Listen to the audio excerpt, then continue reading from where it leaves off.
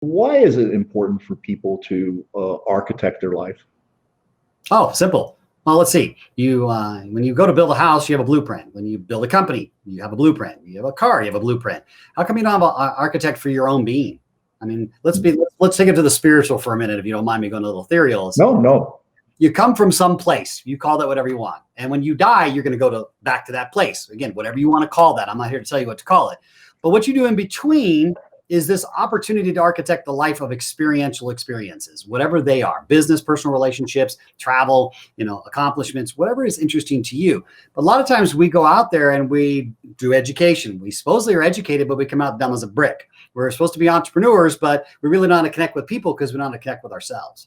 So how come we don't have a blueprint on how to make money, on how to blueprint to architect your own life, how to architect a lifestyle, how to architect a brand, a passion, point on purpose? And so it's architecting is because if you have a plan and you understand the mechanisms of that plan, you can pivot, you can move, and you can change the design of your architecture, but the fundamentals and the structural architectural plan stays the same. So you know exactly what to do. I find that a lot of entrepreneurs that, when I coach privately, will come in and say, I want to do this, Travis. And I'm like, great. Tell me what the first 3 steps are.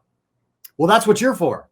No, that's not what I'm for. I'm here to give you the architectural plan. You're the builder. But they come in and we get taught, and you and I come from a very similar background, which is, hey, we come from this school of education that tells you this is what you're supposed to do in order to be blank, right? A doctor, lawyer, whatever it is. But as soon as you leave school, it all goes out the door. You're like, crap, now what? How do I form a business? How do I do an interview process? So what is the structure? What happens if something happens to me? We have to learn this all along the way. And what the part that we don't teach is you're the single longest relationship you're ever going to have while you're here on planet Earth. And yet the irony is we spend most of our life not being really in touch with ourselves, trying to project to be something else that we're not. I know I did it in most of my 20s and half of my 30s, both as a golfer and as Dr. Fox, quote unquote, until I finally realized, what? It's okay to be me, but there wasn't a plan to really do that. I don't want to, 29 years in therapy. No one's interested in that.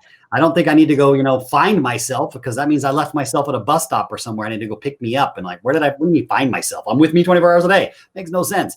And we flippantly let these things get into our head. And when they get into our head, the subconscious level, just like anything else, they become real. And it's because the belief system drives it. Yeah.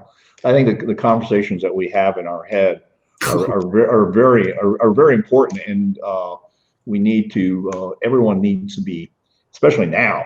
You need to be careful about the conversations you're having in your head. Oh, yeah. And the thing that I've always believed in is to ask the question you want answered.